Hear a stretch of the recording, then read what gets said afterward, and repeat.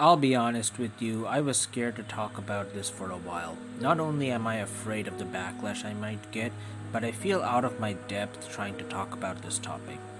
But given recent events, this might be the best time to talk about Geoff Johns. Geoff Johns is a good, no, excellent writer. I honestly don't think he has written a bad story if we were to consume those stories in a vacuum. He was one of the writers that made my young comic book loving self look past who was on the cover of the books I read and instead look at the people behind the books.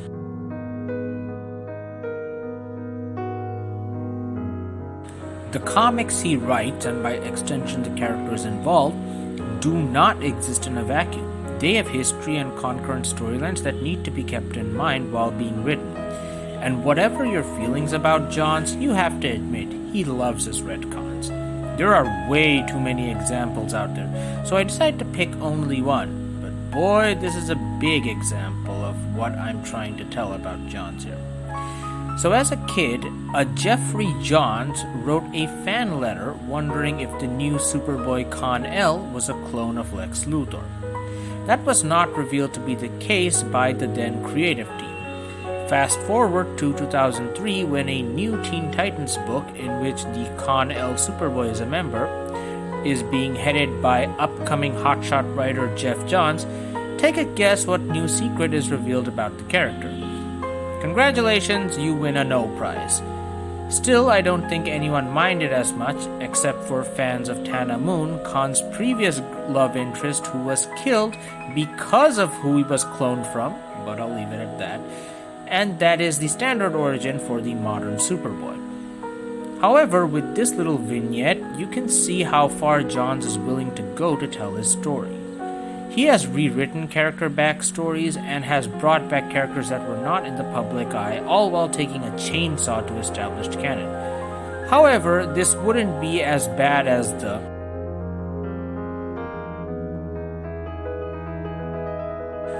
While there were minor instances of Johns removing certain characters in favor of their predecessors, the biggest one, the one that I would say got the ball rolling, was the return of Hal Jordan.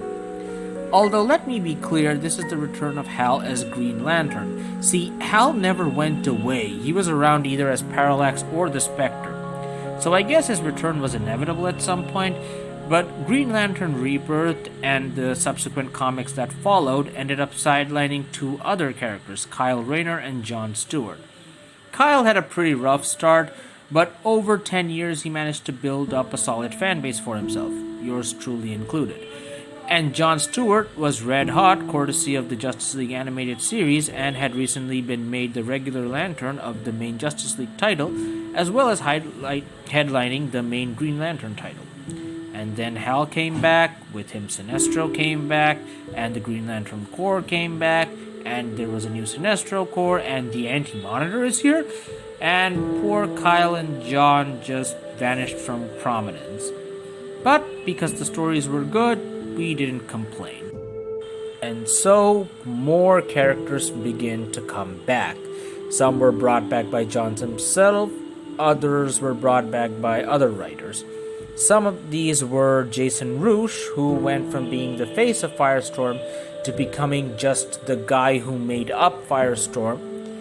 Ryan Coy died so that Ray Palmer could become more prominent. Holly Granger died so that Hank Hall could come back.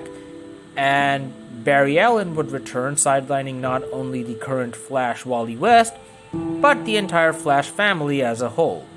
There are others, but there is an excellent article by Chris Sims that I've put in the description that I highly recommend going through. He describes this phenomenon as regressive storytelling, where the legacy gets passed backwards instead of forwards because writers like Johns want to use certain characters.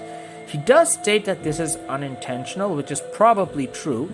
However, there haven't been any attempts to rectify the situation, which hasn't really gotten better, leading to...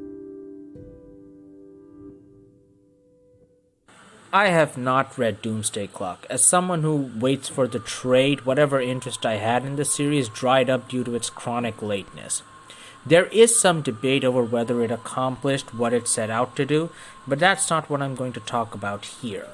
The final issue of Doomsday Clock has a scene where a superpowered child is forcibly taken away from his not white parents and being given to a white suburban couple to raise. The sad part is, if I had read the story, I might not have actually gotten it and would have considered this to be a good thing. After all, these so-called parents in question are supervillains. And supervillains are unfit to be parents, right? Aren't they? So the superpowered child needs to be raised in a proper household, away from his parents, given to white suburban America. This is meant to be some sort of homage to Superman, I guess.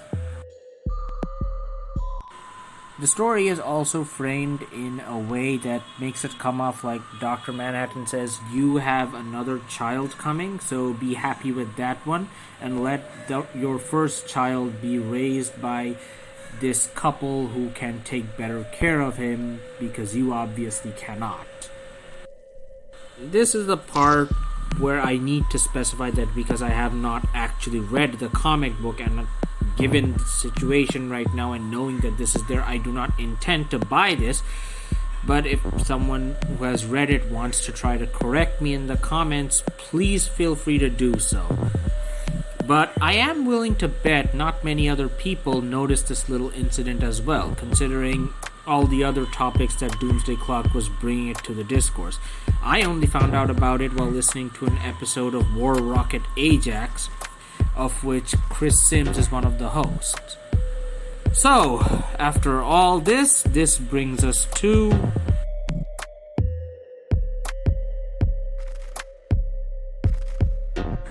there is no denying the influence Johns has over DC Comics, and any related media as well.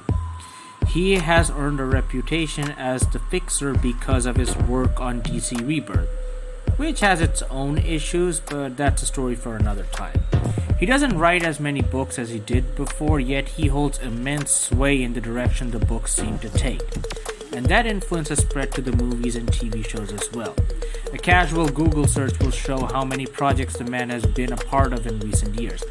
But movies and TV shows tend to have a wider reach than comics, and Johns' quirks started becoming a little bit more apparent to a wider audience.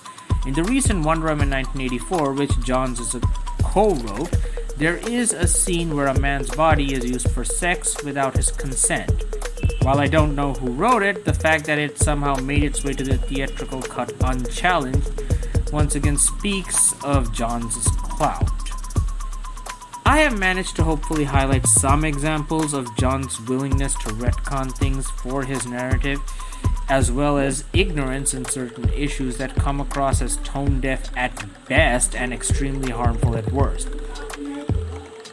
In light of the recent allegations against him brought by Ray Fisher, knowing everything I know and have seen and have tried to show you, the viewer, do these allegations seem extremely out of character for the man to do?